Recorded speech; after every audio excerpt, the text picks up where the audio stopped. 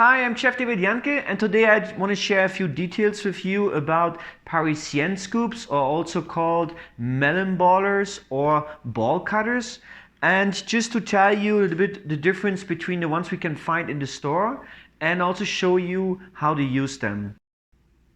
A Parisienne ball cutter scoop is a cup-shaped or oval-shaped spoon or tool which we put on the top of our item we would like to cut the balls of, or oval-shaped sizes. And now we turn it over into the food item, and now we rotate it around to get out different sizes of balls or olive-sized shaped balls. We use the tools to cut balls from different food items, or like I said already, it could be also oval shaped. There are different varieties of those cutters and also of course different sizes, but basically we use it for example, for vegetables like cucumber, carrots, beets. We could use it for potatoes of course, also for fruits like apples, pears, even for melons of course. That's why they also call melon cutters of course, or melon ballers. And that's the most used for those tools, but we also can use them for example to make tiny balls of ice cream, for smaller presentations of desserts, or also to cut balls of butter with them. There are many different varieties of Parisienne scoop cutters, ball cutters, and of course also the same with the oval shaped. Usually the difference could be, for example, the quality of course on the materials used on the grip, and of course also depends on how much metal had been used. And the other thing I would say also, if it's a two-sided scoop or if it's just a one-side scoop. The difference, for example, could be, like I said already, if it's a full-size metal piece, which of course is always more quality because this will be more stable, and this is a very nice quality Parisienne scoop. Other ones could have, for example, just the scoop and now stick into a grip, which is a bit lower quality. First of all, because it could fall out after a certain time, or like we can see here, by putting force after a while, the grip also could break, which of course is not good. Beside that, the material on the grip also could be different. For example, this is high quality black plastic material, which is very solid, safe and clean. And those other ones, they have just simple plastic material. Beside that, if we take a close look, some of the professional cutters have a number indicated on each of those scoops because they can have different sizes. So different size, different number. That applies also for the professional oval shapes. How do we choose a nice Parisienne scoop or ball cutter or melon baller?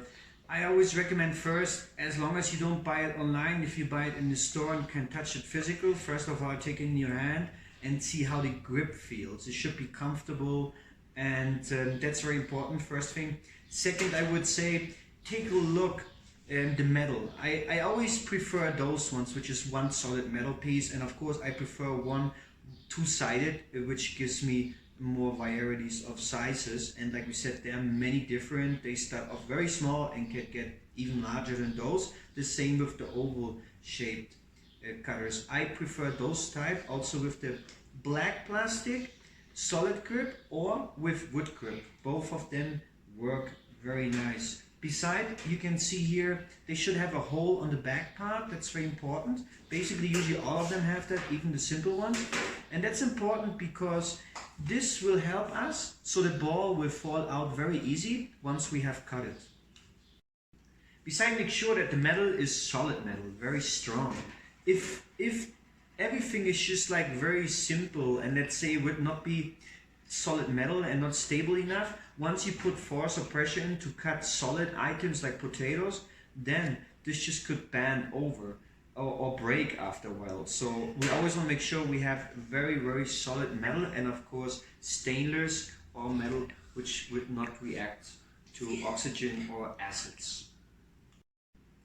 So let me show you very quick how we can use those, or just like I've considered best way how to use those Parisienne scoop cutters. Another tip before we do it, I always recommend, for example, if you want to let's say like cut balls off from potatoes, then first peel them, have them in water so they won't oxidize, won't get black or dark. When you want to cut, for example, balls of butter, then I would say put them in warm water, the cutters, so they get warm up a little bit. It's easier to cut now the balls from the butter. And then also have like another bowl with some ice water, so you can put the balls direct after cutting from the butter into the ice water so they maintain stable.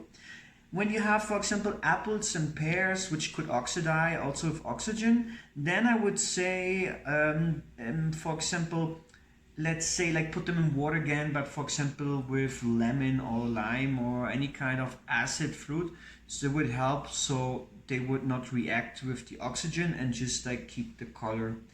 Beside that, try to not have leftovers. Always don't waste food. Always use the inside. For example, if I cut balls from the potatoes, after I can use the left to cook them to make some mashed potatoes or some different things, or like a potato cream soup.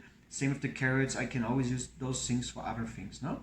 So the best thing I would say to use those cutters, always put the half cup shaped spoon on top of your item. Now give a little bit pressure with your finger, and first just lift up your tool.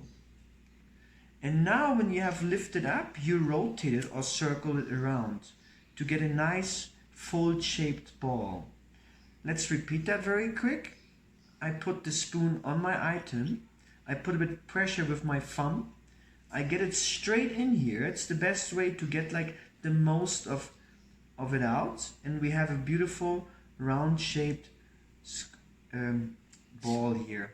It works the same with all sizes, and it works also the same with different food items. Same thing here. The carrot, I put my thumb on it, get some pressure on it. First I lift it up to have it straight stuck in the item, and then I turn it around. And this gives me, like we said, a large size ball. Same thing, we lift it up, we turn it around, and here's the ball. No? If we want to do the same thing, for example, with an apple or with any kind of fruit, would be the same thing. Add some pressure on it, lift it up first, and now make the ball. No?